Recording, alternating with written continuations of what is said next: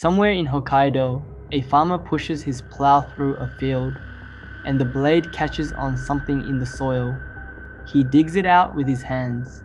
It is a human leg bone, and it is still wearing an iron shackle. I know how that sounds. You probably cannot picture a chain outliving the man it was locked to, but it happened, and the people up there know exactly whose bones those were. So they do a strange thing. One town renamed itself after the prison warden and now tends the convict graves by hand.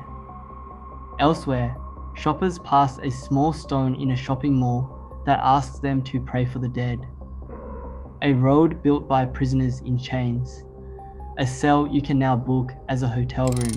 13 prisons. Japan abandoned, buried, and tried very hard to forget. Number 13. Picture a busy shopping tower in Tokyo. 60 floors of shops and restaurants, thousands of people a day. And at ground level, off to one side, a single small stone almost nobody stops to read. It says, "Pray for eternal peace." That mall is called Sunshine City, and it stands on the exact ground where Sugamo Prison used to be. Sugamo was built back in 1895, but its darkest chapter came after the Second World War, when the Allied occupation took it over and turned it into a war crimes prison. On the 23rd of December, 1948, 7 of the most senior war criminals in the country, including the former Prime Minister, Hideki Tojo, were executed here by the state. Sugamo was also where 51 men convicted at the separate Yokohama trials were put to death. Keep two things apart in your head. The trials happened elsewhere. The executions happened here. There is one small, strange human detail that survives from inside those walls. Tojo, the man at the very top of it all, reportedly sometimes served food to the other prisoners while he waited. The prison came down in 1971, and the shopping complex went up in its place. So now families ride escalators over the spot where the gallows once stood, and that quiet little stone is the only thing that remembers. But that stone is not the strangest afterlife on this list. The next prison is one you can now book for a night as a hotel room. Number 12. A guest checks into a hotel in Nara. Soft lighting, a good bed, a locked door. Except the walls are red brick, more than a century old, and the room was not built for a paying guest. It was built for a prisoner. This is the old Nara Prison, one of the strangest afterlives any building on this list ever got. Nara Prison was finished in 1908.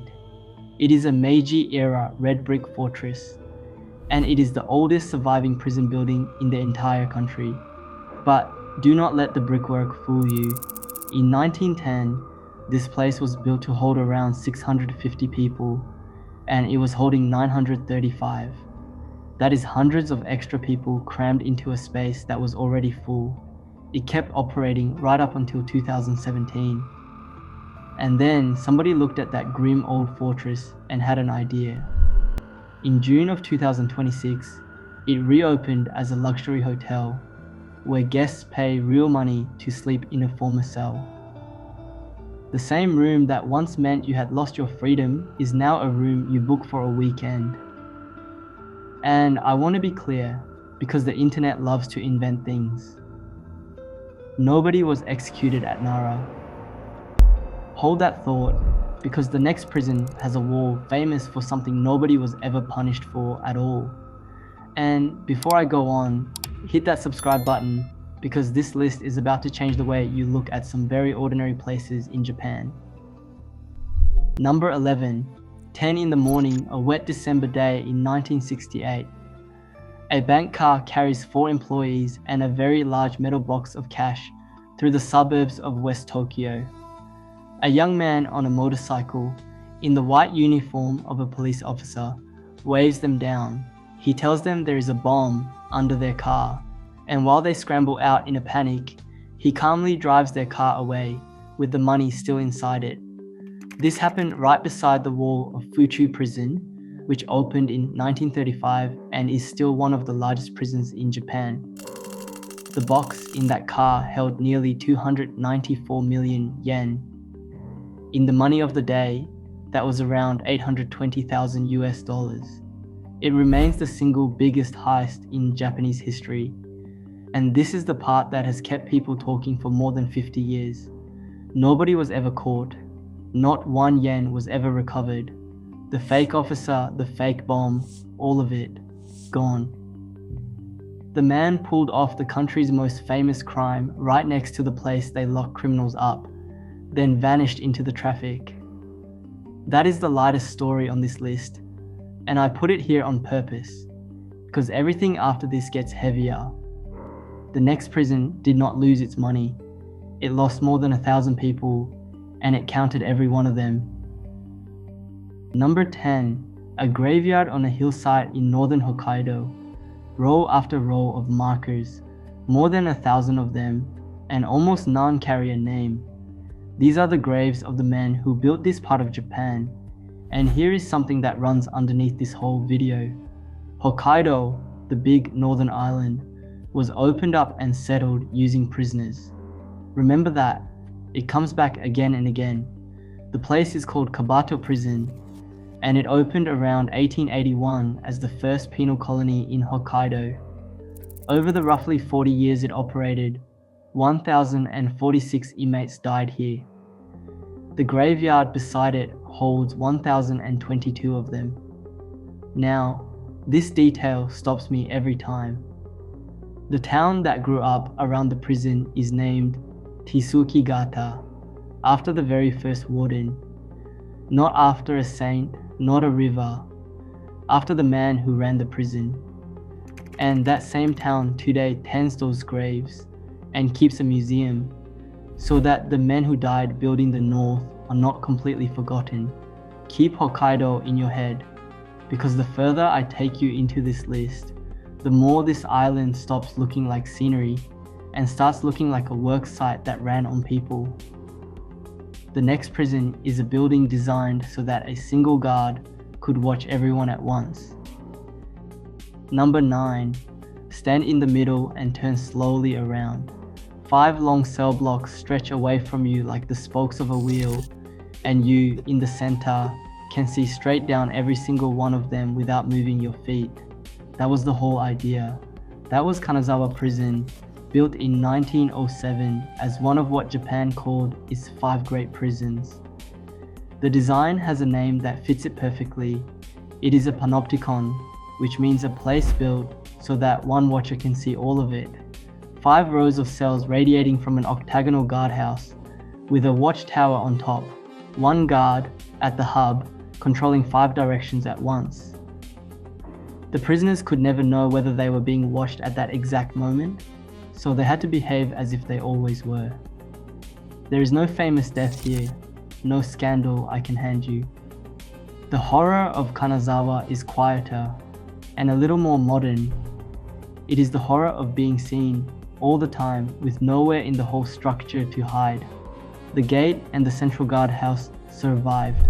They were moved to an open-air museum called Meiji Mura, where you can stand under that watchtower today. So the eye that watched everyone is still there. It watches tourists now. The next entry is not about watching a man, it is about a man nobody could hold. Number 8. Okay, I need to stop here and change the tone completely, because you have earned a breath. We have spent this whole list on death, and forced labor, and graves with no names. This next one is different. It is, honestly, kind of magnificent. It is the story of a man who simply would not stay in a cage, the closest thing this dark subject has to a folk hero. His name was Yoshie Shiratori, and between the 1930s and the 1940s, he escaped from custody 4 separate times. But the escape that made him a legend was from Abashiri Prison, up in the frozen north, in August of 1944. Abashiri was supposed to be the prison you did not leave. He left. Now, the story of how he did it has clearly grown in the telling. People say he escaped his iron handcuffs by dripping his miso soup, the salty soybean broth, onto them every day until the metal rusted enough to break. People say he could dislocate his own shoulders at will to slip his thin body through a narrow food slot in the door. Are those parts literally true? I would not swear to a word of it. This is the point where a real prisoner turns into a tall tale, so hear those flourishes as legend, not court record. But the core is real, he really did keep getting out. And that name, Abashiri, the prison he beat, sits at the top of this list for a reason you are going to feel. Because most of the men who went there did not escape anything at all. Number 7. A line of men walk up the side of a pale, steaming mountain. The ground is yellow, the air smells of struck matches, and it hurts to breathe. These are convicts, marched up a live volcano to dig sulfur out of it by hand. This is Kushiro Prison in eastern Hokkaido, which began operating in 1885. And it fed a brutal industry at a place called the Atosanopuri sulfur mine. Many of the men sent up there were former soldiers, now inmates, put to work in one of the worst jobs on the island. Here is the mechanism, and it is grim without me exaggerating anything. When you burn or disturb sulfur, it gives off a gas, sulfur dioxide, and that gas attacks soft, wet tissue. It attacks the eyes. It attacks the lungs. Men working that mine day after day were breathing a substance that slowly damaged the parts of them they needed most. I am not going to hand you a death count because I could not find a verified number, and I will not invent one to scare you. The mechanism is frightening enough on its own. That is Hokkaido again. The prison and the terrible work feeding the same machine. Keep counting with me. Because the next prison was one of the great fortresses of the age, built from millions of bricks, and the prisoners made every one. Number 6. Once a year in a corner of Tokyo, a facility opens its gates and holds a public festival with stalls and a friendly, open day feeling. And most of the people enjoying it are standing on the grounds of one of the places where Japan still carries out the death penalty. To understand it, you go back to the start. In 1879, Kosuge became one of the founding sites of Japan's entire modern prison system, one of the first attempts to do imprisonment the modern way by design. Then, in 1923, the Great Kanto earthquake destroyed it. It was rebuilt in 1929 in a radial star plan, those long wings spreading from a center, the same idea from Kanazawa. Today, the modern building on this site is the Tokyo Detention House, opened in 1971, and this is one of the small number of facilities in the country where executions are actually carried out. I will keep that plain and factual. In Japan, executions happen only at a few detention houses like this one, under law, and I am not going to walk you through any of the how. That is not what this is about. What this is about is the contrast. The same address holds the machinery of the state's most final act, and, once a year, a festival with food stalls. The next prison did not just contain history, it was built, brick by brick, by the very men locked inside it. Number 5. A single stone gate stands at the edge of a parking lot. Cars come and go, and that gate is all that is left of a fortress made, quite literally, by the hands of the people it was meant to hold. Roughly 6,900,000 bricks went into the old Nagasaki prison at Isahaya, and the convicts fired and laid most of those bricks themselves. Think about the strangeness of that. You are sentenced, you are sent here, and your labor is to build, brick by brick, the very walls that will keep you in. Every one of those nearly 7 million bricks was a small piece of your own cage, made by your own hands. It was another of the 5 great prisons, and it operated all the way until 1992. Then the demolition crews came. In 2007, almost the entire thing was torn down. 7 million handmade bricks, hauled away as rubble. Out of that whole enormous structure, only the main gate was left standing, marooned beside a car park, the ordinary business of the town going on around it as if it had never been there. That is the theme sharpening now. These places get unmade, quietly, and something every day grows over the top. But the next prison took that idea underground, into a coal mine, where an eyewitness wrote something I have not been able to stop thinking about. Number 4, a mine deep under Hokkaido, and the air down there is bad in a way that does more than choke you. A visitor who came here in 1893 wrote down what he saw, and he used the word dreadful. And then he recorded one specific thing. More than 50 of the men, he wrote, had been blinded, not hurt, blinded. This is Sorachi Prison, and from 1883 its inmates were sent down into the Horonai coal mine. Many were political prisoners, men locked up for who they were and what they believed as much as for anything they did. They were put to work in the dark, digging coal to fuel a country racing to modernize. That blinding is documented for this coal mine, and I want to keep it exactly where it belongs, here at Horonai, and not pin it onto any other site on this list.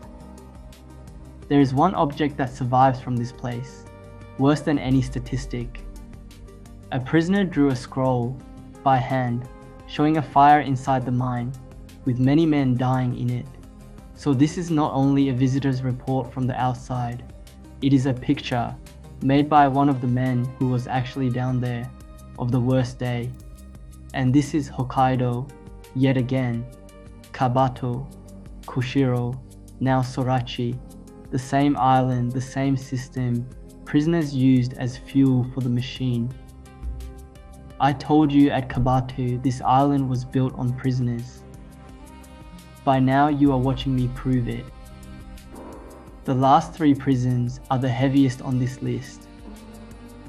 And the next one is the day a wall fell down and something almost unbelievable happened instead of the thing you would expect. Number 3, the ground itself has a memory here. Long before there was ever a prison on this spot in Sendai, there was a castle, Wakabayashi Castle, the lost stronghold of one of the most famous warlords in Japanese history, Date Masamune. The castle vanished into time, and in September of 1879, on that same ground, they built a prison instead. Its very first inmates tell you what era this was. They were political prisoners, men taken after the Satsuma Rebellion of 1877, the last great samurai uprising against the new government. So the prison opens by holding the losing side of a civil war, on the buried foundations of a warlord's castle. The original building was a 4-story hexagonal panopticon, that same all-seeing eye that keeps appearing on this list, and it stood until it was demolished in 1973. Miyagi Prison is still an active facility today, and Sendai is one of the small number of places in Japan where the death penalty is carried out. I am going to leave that exactly there, a fact of the justice system with no detail beyond it. What gets me about Miyagi is the layering of it. A warlord's castle, then a cage for the defeated rebels of a dying age, then a modern institution, all stacked on one patch of earth in one city. The next prison is about a single terrifying minute, and a decision more than 1,000 prisoners made all at once, that nobody would have predicted. Number 2, 2 minutes before noon, the 1st of September, 1923. Inside Yokohama Prison, there are more than 1,100 men behind a perimeter wall that stands 5 meters high, about 16 feet of solid stone. And then the great counter-earthquake arrives, and that wall comes down. The single thing standing between over 1,000 prisoners and the open city, gone in seconds. You know what is supposed to happen next. They run, every one of them, out through the gap and gone. That is the story every instinct in you expects. It is not what happened. Not a single prisoner fell ED. Instead, many of the men turned around and started digging with their hands, pulling trapped guards and trapped fellow inmates out of the rubble.